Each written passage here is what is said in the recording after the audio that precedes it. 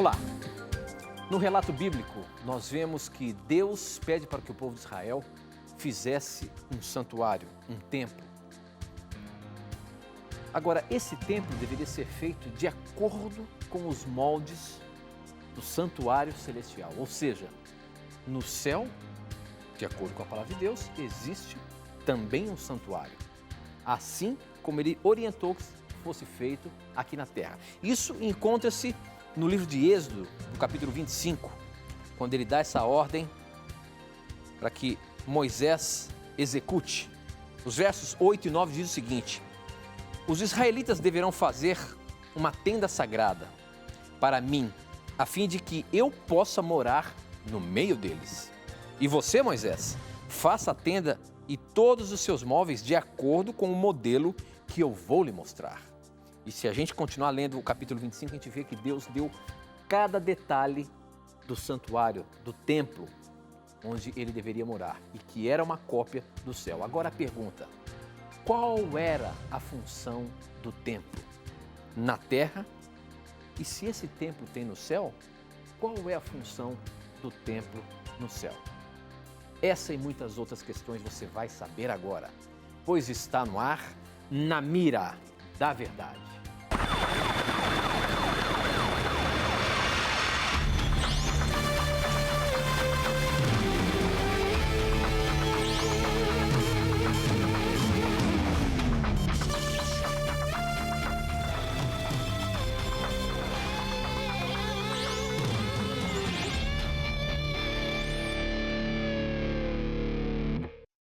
Olá, seja bem-vindo, estamos começando mais um programa Na Mira da Verdade e já nos conectamos com o Brasil e o mundo através das ondas do rádio, da internet e da TV Novo Tempo. Quero dizer para você que você pode participar do nosso programa mandando as suas perguntas a qualquer momento. Mande a sua pergunta nas várias formas que nós temos, que a gente vai falar já já, e você está participando e a sua pergunta vai estar na mira. Mas por que na mira? A sua dúvida está na mira porque ele tem que responder baseando-se na palavra de Deus. Ele está na mira, professor Leandro Quadros. E aí, professor, tudo bem? Pronto para receber mais uma bateria ou uma alvejada de perguntas? Estamos aqui preparados, eu acho, não é? Pelo menos preparados com ânimo e com a confiança em Deus, né? Agora, vamos ver se conseguiremos responder tudo. Mas graças a Deus estamos tranquilos porque Deus tem guiado o programa, Deus tem guiado a TV Novo Tempo no ensino da Bíblia para as pessoas. Então, temos certeza que Deus vai ajudar-nos mais uma vez a ajudar a você, amigo telespectador e amigo ouvinte da Rádio Novo Tempo. Realmente a gente tem que ficar feliz porque esse é o 8º ano do programa Na Mira da Verdade. Já há 8 anos nós estamos aqui juntos estudando a Palavra de Deus e tirando as dúvidas dos nossos telespectadores e ouvintes e internautas. Obrigado por vocês sempre mandarem as suas questões, suas dúvidas para a gente, pois assim é que o programa acontece. E professor, a gente já começa falando desse assunto. Um santuário. Deus pediu a Moisés para que ele construísse um santuário onde ele pudesse habitar aqui na terra junto do seu povo. Agora, o que é interessante é que esse santuário deveria ser o modelo exato do santuário celestial. A pergunta é: qual era a função do santuário aqui na terra e qual é a função do santuário celestial? Como que a gente pode saber sobre isso? Eu sei que a Igreja Adventista ela tem essa como uma das doutrinas diferenciadas de todas as religiões, a doutrina do santuário. Como que a gente pode, de uma certa forma, sintetizar toda essa doutrina do santuário, professor? A doutrina do santuário, para o nosso telespectador e ouvinte ver a importância, ela nos apresenta aspectos gerais do plano de salvação. Quando Deus pediu para Moisés construir uma tenda, aquilo seria uma cópia do templo celestial de Deus. Para você estudar profundamente essa doutrina, você tem que estudar Êxodo, não é? Levítico, Daniel, Hebreus e Apocalipse, especialmente. Mas nós vamos especialmente aqui para alguns textos de Hebreus, para você perceber como o livro de Hebreus torna mais claro esse assunto para nós e nos mostra a função da doutrina do santuário. Aqui em Hebreus 8, 1 e 2 serão os primeiros versos que nós vamos analisar. Vamos ler também o verso 5. Ora, tema capital da nossa exposição é realmente um tal sumo sacerdote que temos, o qual se assentou à direita do trono da majestade nos céus, como ministro do verdadeiro santuário e da tenda verdadeira, erguida pelo Senhor e não por um homem. Então, o primeiro ponto, existe um templo, um santuário original onde Deus habita. E sendo que Deus, de lá, disponibilizou o plano de salvação, disponibilizou a Jesus para nos salvar, disponibilizou-nos o Espírito Santo, disponibiliza os anjos no seu ministério em nosso favor, Deus pede para Moisés construir uma tenda, que seria uma réplica do santuário, para Deus ensinar realidades do plano de salvação para o povo de Israel. Então, em toda aquela simbologia que nós aprendemos ali estudando, lendo Êxodo, Levítico, Números, Deuteronômio, todo aquele ritual do santuário queria ensinar aspectos do plano de salvação. O cordeirinho sacrificado queria ensinar que Deus enviaria um substituto para morrer pelo ser humano. A figura do sacerdote e do sumo sacerdote estavam relacionadas também com Deus, com Cristo, que intermediaria a reconciliação entre Deus e a humanidade. É por isso que Hebreus 8 diz, não é, que Cristo é o ministro do verdadeiro tabernáculo. E quando você lê Hebreus 8:5, aqui diz assim, ó, mas eles prestam o seu culto a uma imagem, a um esboço das realidades celestiais. Falando do ritual terrestre, Paulo diz que é um esboço das realidades celestiais. O que isso significa? Que o santuário terrestre é um esboço daquilo que acontece no céu. Até interessantemente, aqui em Hebreus 10, 1, diz assim, possuindo apenas o esboço dos bens futuros e não a expressão mesma das realidades. Então aqui apresenta também o ritual passado como um esboço daquilo que seria feito no futuro, por meio da salvação, por meio da morte de Cristo e do seu sumo sacerdócio. E aqui, em Hebreus 9:9, tem um outro verso interessante. Diz assim, há nisto, ou seja, em todo o ritual do santuário terrestre, um símbolo para o tempo atual.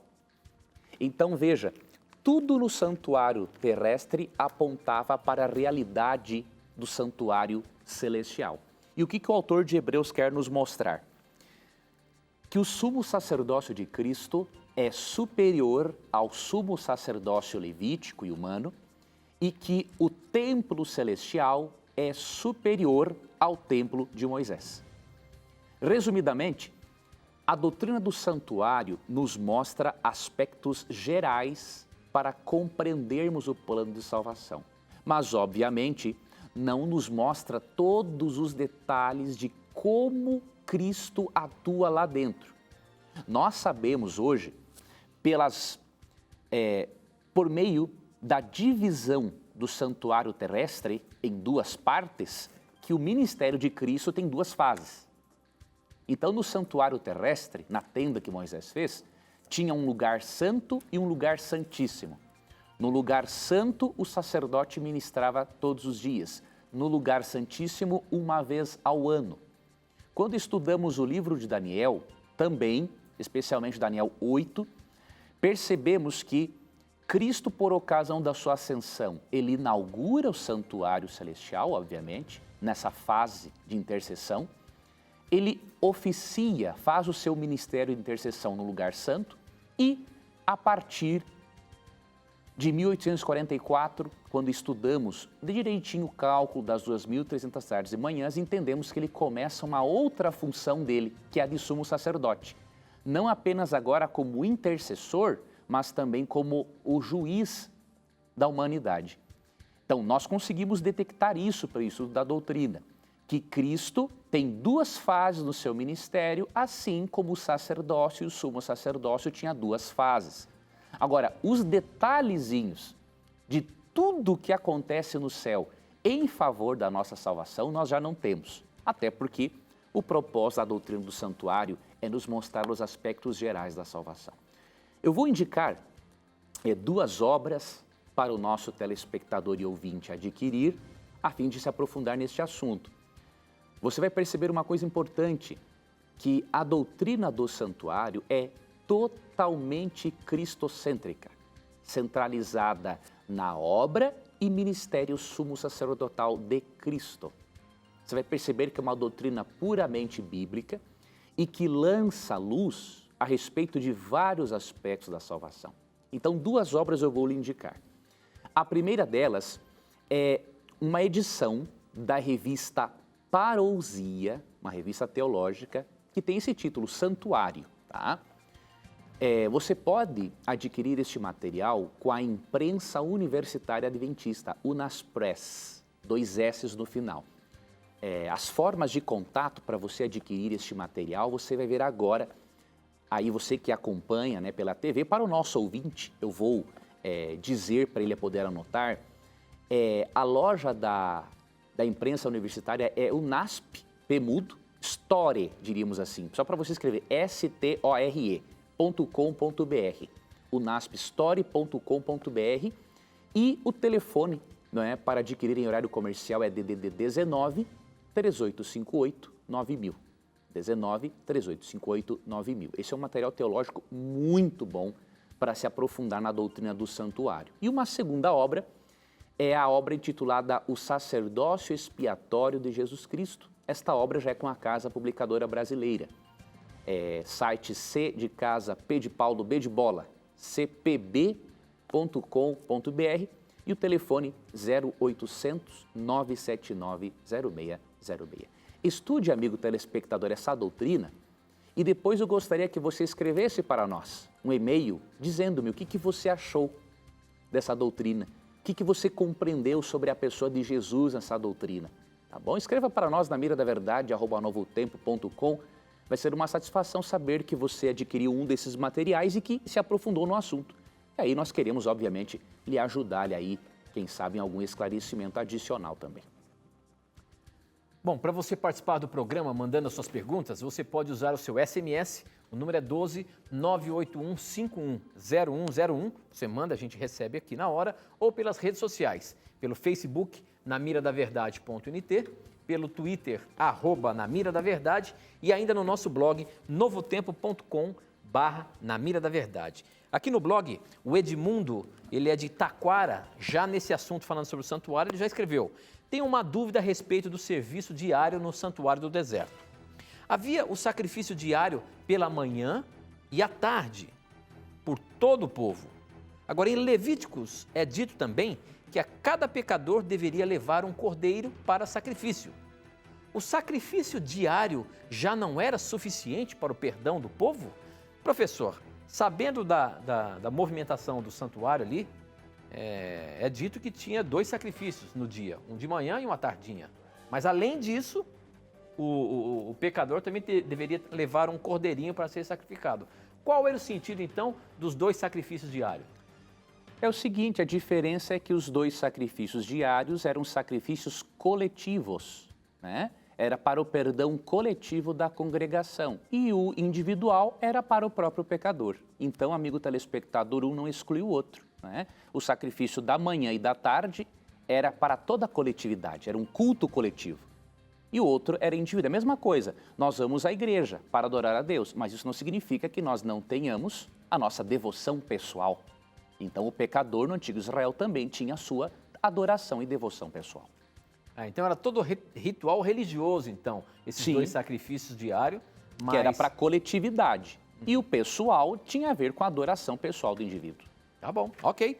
A próxima pergunta pelo SMS, quem mandou foi o Fernando Freitas, ele é de Belo Horizonte, e ele diz o seguinte: adoro o programa, e a pergunta: por que Eliseu recomenda a Naamã que mergulhe 7 vezes no Jordão para se curar da lepra? O que isso significa? Isso até parece algum tipo de simpatia, professor. Porque ele simplesmente falou: ó, você vai lá e mergulhe 7 vezes no rio. Existia algum misticismo nisso? Por que Eliseu pediu para que ele fizesse esse tipo de coisa? Isso não é um tipo de simpatia, não? Não pelo seguinte, não é uma simpatia porque foi dado sobre a ordem de Deus, né? Então Deus inspirou o profeta a dar essa orientação para ele. Aqui nós lemos em 2 Reis, capítulo 5, né, que o propósito, quando você lê a história em 2 Reis, capítulo 5, você percebe que o propósito era, na verdade, despertar a fé em Naamã. O 7 na Bíblia está ligado à perfeição divina, né? O número 7 simboliza a perfeição, a plenitude divina, porque Deus criou o mundo em 6 dias e criou também o 7º dia para ser a coroação de tudo. E o ser humano foi feito em 6 dias, demonstrando o quê? O número 6 é um símbolo da imperfeição humana e o número 7 da perfeição divina. Então pede-se para mergulhar 7 vezes, né, para demonstrar a plenitude da ordem de Deus e para revelar se Naamã teria plena fé em Deus para receber a cura. Então, foi só com esse propósito, não tem nada de místico, até porque foi Deus quem deu essa orientação e Deus não trabalha com misticismo. Muito bem. Agora aqui no nosso Facebook, participe através do Facebook também. O Anderson Silva pergunta o seguinte: é possível prestar a Deus um perfeito louvor? Se sim, como podemos fazer isso, já que somos seres imperfeitos? A questão do louvor, nós podemos prestar um louvor perfeito a Deus, professor? Somente através da intercessão de Jesus Cristo no santuário celestial. Por mais que nos esforcemos para apresentar um louvor a Deus perfeito, o nosso louvor é imperfeito. A nossa natureza é envenenada pelo pecado. É um texto muito curioso, entre vários outros que existem, esse aqui de Isaías 64, deixa eu ver se é Isaías 64, 8 ou Jeremias, deixa eu dar uma olhadinha aqui nessa minha outra Bíblia aqui, que mostra a realidade da nossa natureza humana. Então não tem como seres degenerados oferecerem um louvor a Deus, né, de modo que não precise de uma, aqui ó, Isaías 64, 6, ó. Somos como o impuro, todos nós. Todos os nossos atos de justiça são como trapo imundo. Veja, a comparação é muito séria, né? Então, nós só podemos ter um louvor perfeito diante de Deus por meio da intercessão de Jesus e por meio da atuação do Espírito que nos ensina a louvarmos a Deus. Então, o cristão tem que buscar crescimento, absolutismo só depois da glorificação. Agora, o crescimento nós temos que buscar enquanto vivemos. Ok, muito bem, aqui mais um SMS, uma pergunta grande, mas interessante. Deixa eu ver quem mandou ela aqui. A Ana Isadora, ela tem 17 anos e ela quer saber o seguinte. Quando Pedro recebe a visão dos animais no lençol, ele vai até a casa do gentil e lá eles pregam para eles e se convertem. E na passagem bíblica diz que eles falam em línguas. É o seguinte, se o dom de línguas for de idioma mesmo, por que eles falariam naquela hora, sendo que não tinha ninguém que era de outro país? Eles estavam louvando a Deus, então, louvando a Deus, então para que falar em um idioma diferente? Bom, é isso, gosto muito do programa, é muito abençoado. Muito bom. Se eles lá não tinham ninguém de outro país, por que falam em língua? Por que o texto bíblico fala que naquele momento eles falaram em línguas, professor? O contexto vai nos esclarecer, ó. Em Atos 10, vamos ler do verso 44 até o 48. Obrigado, minha jovem amiga, pela sua pergunta. Enquanto Pedro ainda estava falando estas palavras, o Espírito Santo desceu sobre todos os que ouviam a mensagem. Os judeus convertidos que vieram com Pedro ficaram admirados de que o dom do Espírito Santo fosse derramado até sobre os gentios, pois os ouviam falando em línguas e exaltando a Deus. Veja, primeiro ponto, para eles entenderem que Deus estava sendo exaltado, eles tinham que entender o que estava sendo dito ali, né? A seguir, Pedro disse: pode alguém negar a água impedindo que estes sejam batizados? Eles receberam o Espírito Santo como nós. Então ordenou que fossem batizados em nome de Jesus Cristo. Depois pediram a Pedro que ficasse com eles alguns dias. Aqui estava o propósito. O propósito aqui era missiológico também, mas o propósito dessa manifestação em línguas era provar para os apóstolos que um gentio também merecia ser salvo. Eles criam que um não-judeu não poderia receber o evangelho.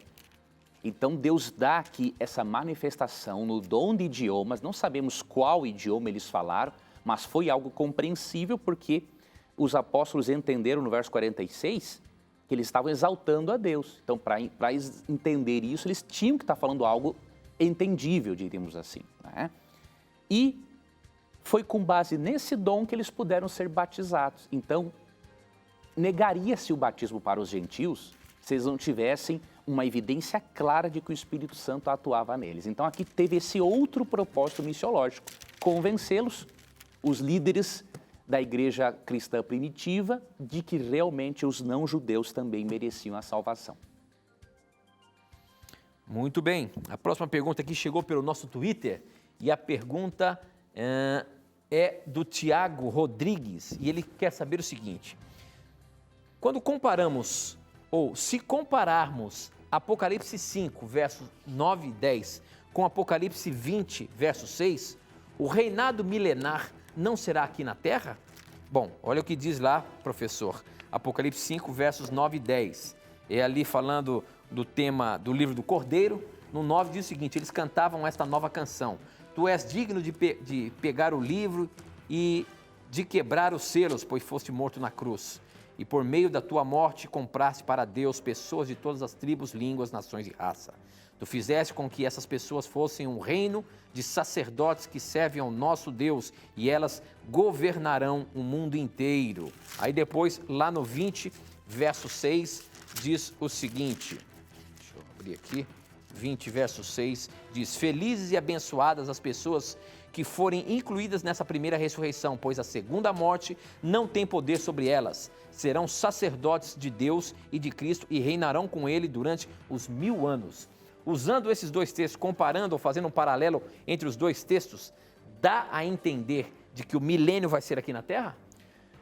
Se nós desconsiderarmos o capítulo 21, aí daria-se realmente para entender assim, porque Apocalipse 5:9, né, diz que Deus, Jesus com o seu sangue comprou para Deus pessoas de toda nação, tribo, língua e nação, e no verso 10 diz que eles reinariam com ele sobre a terra, né?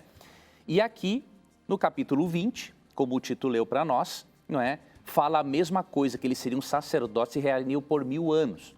Se nós não considerarmos o capítulo 21, aí a conclusão seria essa, mas o capítulo 21, por exemplo, no verso 2, falando do milênio, após o milênio, olha o que vai acontecer.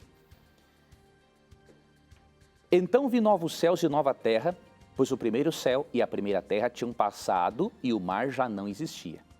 Vi a cidade santa, Nova Jerusalém, que descia do céu. Então o que isso nos mostra? Que se a cidade santa vai descer do céu, após os 1000 anos, isso significa que, primeiramente, os justos reinam com Cristo por 1000 anos no céu e depois reinarão com Cristo na nova terra. Então você não deveria, irmão, desconsiderar, na verdade, Apocalipse 21, porque a descida da cidade santa é mencionada só depois do milênio. E se você lembrar de João 14, 1-3, lá diz que Jesus disse o seguinte, que ele nos levaria para que estivéssemos onde ele estivesse, sendo que ele está no céu agora. E 1 Tessalonicenses 4, 16-18 ensina que os justos serão levados entre as nuvens, e isso significa que eles reinarão com Cristo os 1000 anos no céu.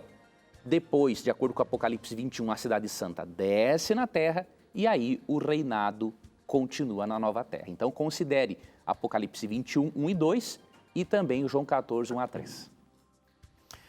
Muito bem, professor. Eu queria agora, nesses 2 minutinhos que faltam aqui para a gente ir para o intervalo, apresentar para você mais uma vez aqui o nosso curso bíblico gratuito, que você pode solicitar aqui para a gente e não pagar nada, e estudar a Bíblia, e aprender a estudar a Bíblia, ou até mesmo se aprofundar nos assuntos relacionados com o tempo em que vivemos, o tempo do fim.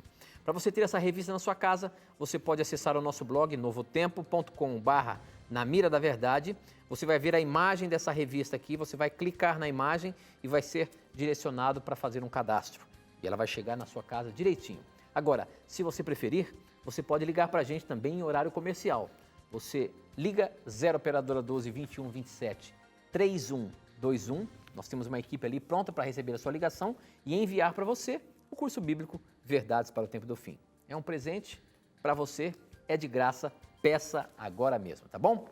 Muito bem, você pode continuar mandando suas perguntas para a gente, pelos mecanismos aí que tem, eu quero que apareça aí na tela como que você faz para mandar sua pergunta, participando. Eu tenho uma pergunta para lançar aqui, quem mandou foi o Jones Portela pelo Facebook, ele diz o seguinte: se Deus fez o homem à sua imagem e semelhança, podemos dizer que a mulher que veio da costela de Adão não é a imagem de Deus e sim uma certa derivação do homem? E por isso a mulher não poder ser considerada imagem e semelhança de Deus? Essa você vai ver logo depois do intervalo, a gente volta já já.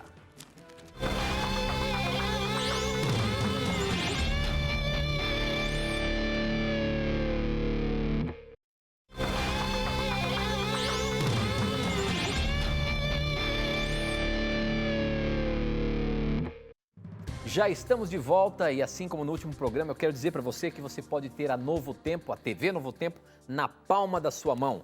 Se você baixar o aplicativo da TV nas lojas do seu smartphone, ou Google Play ou Apple Store, você vai poder assistir a Novo Tempo em qualquer lugar, bastando apenas ter uma conexão de internet. Não só a TV Novo Tempo, como também a Rádio Novo Tempo. Existem os 2 aplicativos, tanto para a TV como para a rádio, que você pode baixar e ver a qualquer momento do dia, assistir a programação da TV Novo Tempo e da Rádio Novo Tempo. Aproveite, vá lá, baixe o seu aplicativo e tem aí tudo na palma da sua mão. Muito bem, a pergunta que ficou em aberto aqui do Jones Portela é a seguinte: se Deus fez o homem à sua imagem e semelhança, podemos afirmar ou dizer que a mulher que veio da costela de Adão não é a imagem de Deus? E sim uma certa derivação do homem, e por isso a mulher não poder ser considerada a imagem e semelhança de Deus? Professor Leandro Quadros, a mulher pode não ser considerada como imagem e semelhança de Deus? Não, esse nosso irmão leu só Gênesis 1, 26. Teria que ler também o verso 27. Ué, só no versinho seguinte? Só o versinho seguinte já resolveria o problema. O que está escrito aí? No verso 26... Deus fala assim: façamos o homem à nossa imagem conforme a nossa semelhança. Aqui Deus menciona a criação do homem. Só que depois, no verso 27, ele menciona a criação do ser humano como um todo, incluindo Eva como a imagem e semelhança de Deus. Aí o verso 27 fala assim: criou Deus o homem à sua imagem, a imagem de Deus o criou, homem e mulher os criou. Então, o que o texto está dizendo? Que todo ser humano, independente do gênero, seja homem ou mulher, é a imagem e semelhança de Deus. Okay? Então, a compreensão do irmão não pode ser apoiada pelo texto bíblico quando consideramos Gênesis 1, 27 também.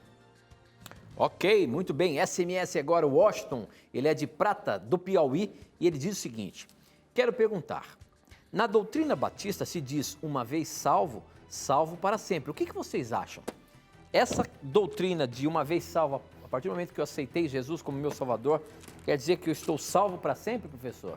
Isso aí também entra em conflito ou vai andando paralelamente à predestinação? Primeiramente, conheço bem a doutrina batista, é uma das igrejas sérias que eu conheço, Então, quanto a isso, não tem questionamento. Agora, realmente esta compreensão ela é equivocada pelo seguinte: os textos bíblicos que mostram para nós que é provável, é perigoso o cristão cair, eles perderiam a razão de existirem se um salvo não tivesse como se desviar de Deus. Então, por exemplo, eu vou ler alguns rapidamente. O primeiro deles, 1 Coríntios, capítulo 10, verso 12. Assim, aquele que julga estar firme, cuide-se para que não caia. Então, o conselho de Paulo só tem sentido se há a possibilidade do cristão cair. Outro texto importante, Hebreus 10, 35 a 39. Por isso, não abram mão da confiança que vocês têm. Ela será ricamente recompensada. Vocês precisam perseverar. Veja, por que perseverar se não existe mais a possibilidade de eu retroceder? Existe. Vocês precisam perseverar de modo que quando tiverem feito a vontade de Deus, recebam o que Ele prometeu. Pois em breve, muito em breve, aquele que vem virá e não tardará. Mas o justo viverá pela fé e, se retroceder, não me agradarei dele. Nós, porém, não somos dos que retrocedem e são destruídos, mas dos que creem e são salvos. Então, claramente aqui há uma advertência para não desistirmos, para perseverarmos, para não retrocedermos. E o apóstolo Pedro nos mostra aqui, na sua segunda carta, no capítulo 1, verso 10, que o cristão tem que confirmar a sua eleição. Então, isso é importante.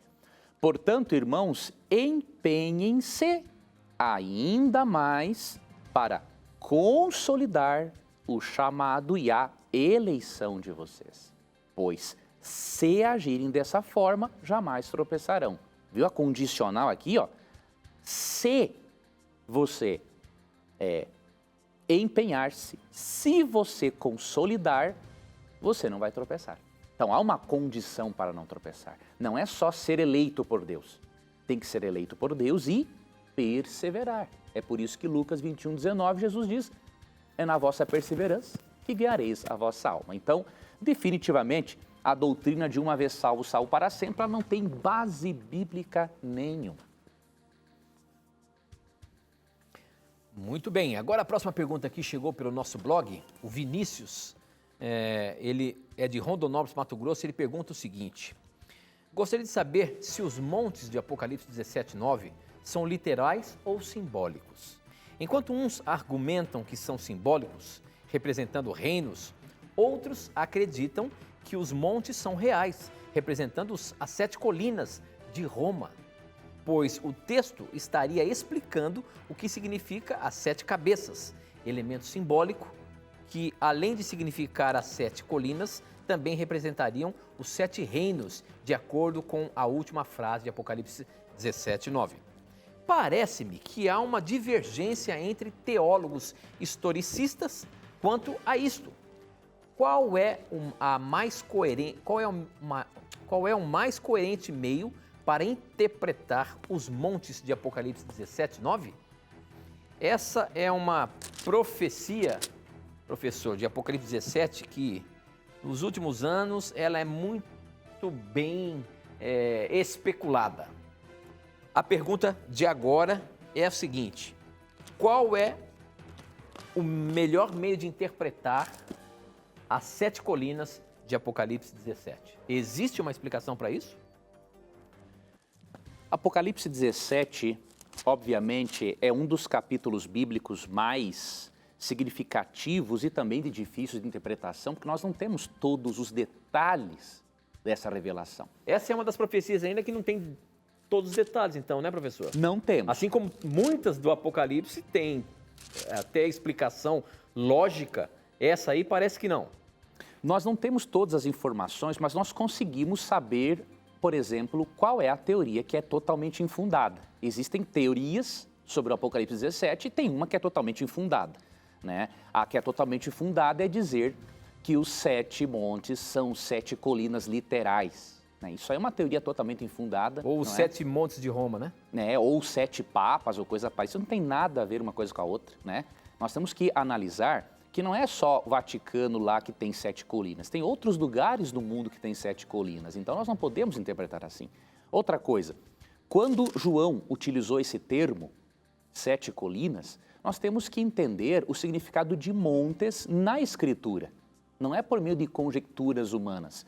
Como que os profetas bíblicos interpretavam assim?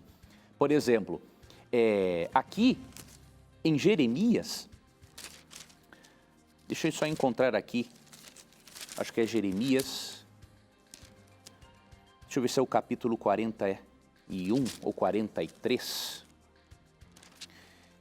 Aqui em Jeremias, acho que é 44, deixa eu dar uma olhadinha aqui. Aqui em Jeremias tem um texto, não é, que Deus compara Babilônia com um monte em profecia. Né? Vamos ver se é Jeremias 51. Não, eu não vou lembrar desse texto agora. Depois eu vou pesquisar aqui para o nosso telespectador. Né? Um texto que achei, Jeremias 51, 25. Estou contra você, ó montanha destruidora, você que destrói a terra inteira, declara o Senhor. Estenderei minha mão contra você, eu a farei rolar dos penhascos e farei de você uma montanha calcinada. Está aqui nesse contexto, é Babilônia. Então, montes ou montanhas simbolizam reinos ou impérios. Então não podemos interpretar como literal um texto que é puramente simbólico no Apocalipse. Outro detalhe, nós cremos que a melhor metodologia é o historicismo, que apresenta a situação de Deus no passado, no presente e no futuro.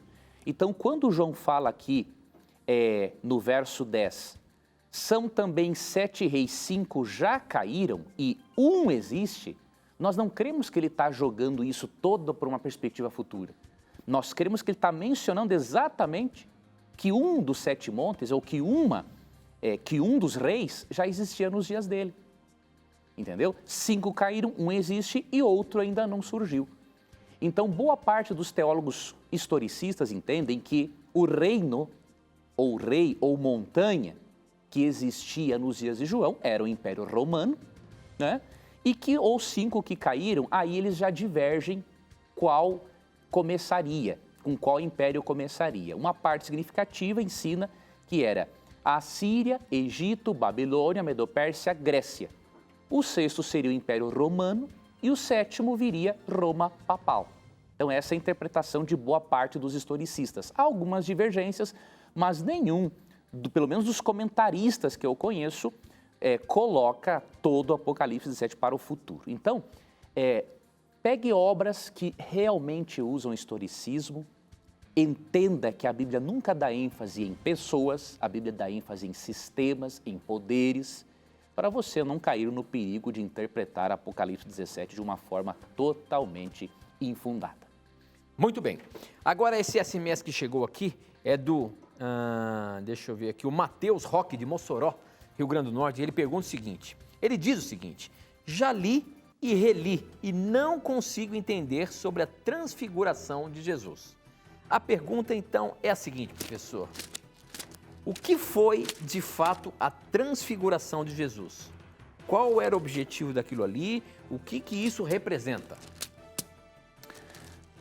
Aqui uma coisa importante, e aqui vai uma dica interessante para o nosso telespectador e ouvinte estudar a Bíblia. Digamos, você leu Mateus 17, não é? Mateus 17, 1 a 13, que fala da transfiguração. E aí você não entendeu. Uma dica: vá aos relatos paralelos dos evangelhos, porque muitas vezes um outro evangelista agrega uma informação a mais. Então, seria importante você ler Mateus 17, 1 a 13, e aí também Marcos 9, 2 a 13 e Lucas 9, 28 a 36, porque você vai ver que tanto Marcos quanto Lucas agregam alguns detalhezinhos a mais. E vou lhe dar uns exemplos. Jesus transfigurou-se, ou seja, assumiu uma outra figura, assumiu a sua figura gloriosa. E nesse diálogo, e nessa transfiguração, ele é visto conversando, diz ali o verso 4, com Moisés e Elias. Elias havia sido levado do vivo para o céu, de 2 Reis 2, e Moisés havia sido ressuscitado, como aprendemos tanto em Mateus 17 quanto Judas 1:9. E aí, quando você vai para Lucas, você percebe o conteúdo do diálogo. Veja, Mateus já não revela o conteúdo do diálogo entre Jesus, Moisés e Elias. Agora, Lucas já revela. Ele já detalha esse detalhe para nós aqui, né? Então, aqui, em Lucas 9, diz assim, ó, no verso 30, surgiram 2 homens que começaram a conversar com Jesus, eram Moisés e Elias, né? E aí, na verdade, em Marcos é que ele dá o detalhe do que eles estavam conversando. Deixa eu pegar aqui para nós. Aqui o verso 31 de Lucas também, ó. Apareceram em glorioso esplendor e falavam sobre a partida de Jesus que estava para se cumprir em Jerusalém. Você percebeu? Eles estavam conversando com Cristo sobre a ida dele para Jerusalém, quando ele seria sacrificado. O que isso indica? Que Jesus se transfigurou, assumiu uma forma gloriosa para conversar com Moisés e Elias. Eles, com certeza, o animaram a continuar no plano da salvação e, ao mesmo tempo, ele pôde testemunhar para Pedro, Tiago e João algo mais sobre a divindade dele, porque ouve-se a voz do Pai dizendo, este é o meu Filho amado, a ele ouvi. Ok? Então, este é um dos propósitos da transfiguração e, repito, aquela dica bíblica. Se você não entendeu algo num evangelho, veja os relatos nos evangelhos paralelos, que muitas vezes um escritor vai agregar uma informação para lhe ajudar na compreensão do texto bíblico. Muito bem, mais um aqui, SMS agora do... Deixa eu ver o nome dele.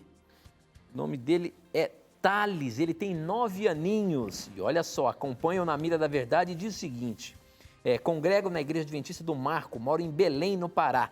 E queria saber se as pinturas no corpo, como tatuagens, é pecado. Gosto muito do programa, sempre assisto com a minha família.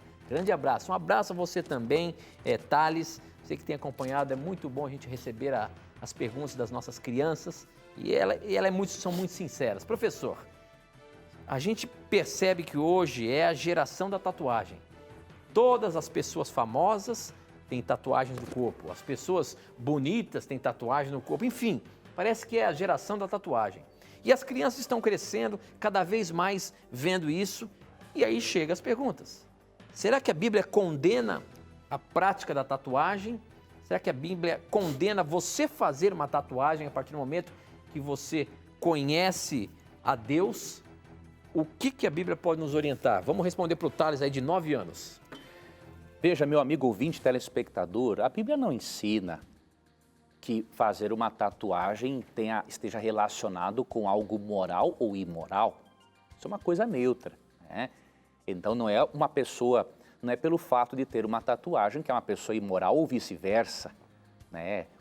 Tenho vários amigos, né, que desde a minha época de que eu não era cristão, que tem tatuagens e são mais fiéis a Deus do que muito cristão que não tem tatuagem. Então, não é a tatuagem que define o caráter de ninguém. E Deus também não vai deixar de amar uma pessoa por causa da tatuagem. Agora, quando estudamos a Bíblia, percebemos que realmente não faz parte do estilo de vida que Deus propõe para os seus filhos. Em Levítico 19, 28, na época a tatuagem estava ligada a um ritual pagão, hoje não necessariamente, mas Deus deu uma proibição que nós cremos que se aplica também a hoje.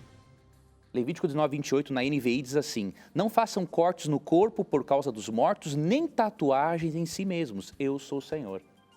Nós percebemos aqui que mais do que pedir para o povo não se familiarizar com a idolatria, Deus estava propondo um estilo de vida diferente para os seus filhos.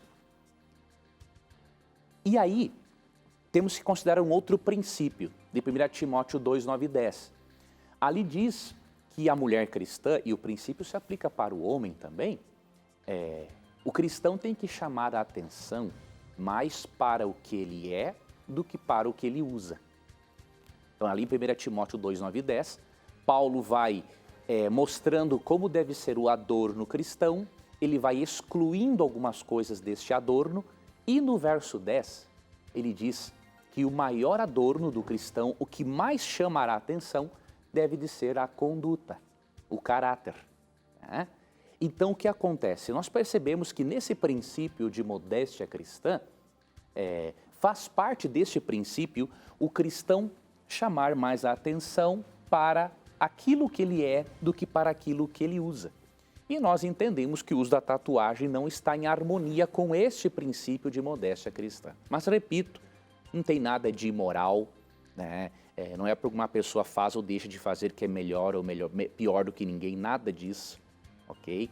Agora, nós mostramos, com base nesses princípios, que o ideal de Deus para o estilo de vida cristão é que nós nos diferenciemos e não façamos isso. Se você já fez, siga a sua vida cristã adiante, né? Amando a Jesus, comungando com Cristo, é passado. E se você não o fez, não o faça, considerando estes princípios bíblicos. Ok, tá vendo aí, Thales? Então, se você não fez, não se enverede por esse caminho. Não tem para que fazer isso aí, tá bom? Bom, a próxima pergunta agora chegou aí pelo nosso Facebook, o Rodrigo Gomes. Ele quer saber o seguinte: se não existe alma, por que a alma de Raquel saiu dela? E Elias, ao ressuscitar o menino, a alma entrou nele? Em Apocalipse 6:9 fala das almas debaixo do altar. E em Mateus 10:28, as almas vão para o inferno. Afinal de contas, como entender esses textos bíblicos onde fala da alma especificamente, se nós apresentamos aqui no programa sempre que não existe a alma? Vamos lá, meu amigo telespectador, eu não vou poder lhe responder os 4 textos agora, mas pelo menos 2 deles eu vou lhe ajudar. E quero lhe ajudar a você perceber que em certos textos a palavra traduzida como alma não tem o significado que nós, com a nossa mente ocidental, atribuímos a ela. Para nós, muitas vezes alma, quando lemos na Bíblia a palavra alma, já lemos com os nossos olhos influenciados pela cultura grega. E aí já pensamos que alma é uma entidade imaterial que sobrevive fora do corpo. Eu quero lhe mostrar 2 versões bíblicas que apresentam o termo alma da forma correta e diferente, tá? Eu vou ler para você esses textos, 2 primeiros. Gênesis 35:18, que fala da suposta alma de Raquel, e esse de 1 Reis 17:21 e 22, que fala da suposta alma do menino que Elias fez retornar ao corpo dele. Eu vou ler para você na Nova Versão Internacional e também na tradução ecumênica da Bíblia, para você pegar o significado principal de alma nesses textos. Gênesis 35:18, na Nova Versão Internacional, diz assim: já a ponto de sair-lhe a vida, quando estava morrendo, deu ao filho o nome de Benoni. Veja, a NVI traduziu alma nesse texto por vida. E é isso realmente o que está no pensamento hebraico, né? O que sai da pessoa é a vida, ou o fôlego de vida, ou o suspiro. Não é uma entidade consciente que sobrevive fora da matéria. Já a tradução ecumênica da Bíblia, ao invés de usar a palavra vida, colocou assim, no seu último suspiro, no momento de morrer, ela o chamou Benoni. Então, uma tradução preferiu vida e outra suspiro, porque são as coisas que realmente dão o alento, a vida, a energia, o movimento para o corpo. Não tem nada aqui que ensine uma entidade consciente fora do corpo. Quanto a 1 Reis 17, 21 e 22, vou comparar novamente nessas 2 versões para você entender o significado principal de alma nesses contextos. NVI. Então ele se deitou sobre o menino 3 vezes e clamou ao Senhor: ó Senhor meu Deus, faze voltar a vida a este menino. Então é bem diferente de voltar uma alma. A melhor tradução nesse contexto é para a vida, é a vida voltar ao indivíduo, não é uma alma imortal. E quando você vai para Tebe, né, a tradução ecumênica da Bíblia, você também tem aqui uma tradução interessante mostrando que o pensamento hebraico não tem essa compreensão grega. 1 Reis 17, 21. Senhor meu Deus, que a respiração deste menino volte a ele. O Senhor ouviu a voz de Elias e a respiração do menino lhe voltou. Então, não recomendo que você interprete o termo alma como está apresentado na Almeida Revista e Atualizada. Né? Essas traduções aqui são mais precisas para expressar o pensamento hebreu a respeito do assunto. Muito bem, professor. Mais uma perguntinha aqui do SMS. O Tiago, ele é de Bananal, São Paulo. Sua pergunta está na mira, Tiago. E ele diz o seguinte: gostaria de saber se para batizar tem hora certa. Tem alguma orientação para isso? Ou seja, existe um momento certo de eu me batizar? Como que eu sei que é a hora de eu realmente entrar nas águas batismais? A Bíblia apresenta critérios e quando a pessoa cumpre esses critérios, ela pode perfeitamente ser batizada. Vamos resumidamente ver alguns aqui. O primeiro deles, Atos 2, 37 e 38. Temos 2 minutinhos, professor. Vamos ler então esse texto só? E aí, em outra oportunidade, a gente pode dar outros textos para o nosso amigo. Ó, Atos 2, 37 e 38. Pedro respondeu: arrependam-se e cada um de vocês seja batizado em nome de Jesus Cristo para perdão dos seus pecados, e receberão o dom do Espírito Santo. Qual foi o requisito aqui para eles serem batizados? O arrependimento. Então, quando a pessoa tem a capacidade de arrepender-se dos seus pecados, ela pode ser batizada. E um outro critério importantíssimo que eu lembrei agora é o de Atos 8. Né? Atos 8, 36. Prosseguindo pela estrada, chegaram a um lugar onde havia água. O eunuco disse: olha aqui a água. A água. Quem impede de ser batizado? Disse Filipe: você pode se crer de todo o coração. Então, Atos 2, 37, 38, arrependimento dos pecados. Atos 8, 36 e 37, fé em Jesus Cristo. Se a pessoa cumpre esses requisitos, né? E ela pode, obviamente, aprender sobre Cristo, exercitar fé nele, ela pode ser batizada. Então é por isso que nós não cremos no batismo infantil, porque uma criança, um bebê, ele não tem como cumprir esses requisitos. Muito bem, professor. Com esse, nós terminamos mais um programa na Mira da Verdade e a gente se encontra no próximo programa. A gente aguarda você, hein? Tudo bem, amigo. Até lá. Um abraço, amigo Tito. Deus guarde a sua vida, amigo telespectador. Deus guarde a você também, amigo ouvinte. E sempre lembre-se de uma coisa. Quando você tiver coragem e disposição de perguntar, a Bíblia terá coragem e, obviamente, disposição de lhe responder. E aqui continue mandando suas perguntas, porque nesse beco elas sempre vão estar na mira da verdade. Até o nosso próximo encontro. Tchau!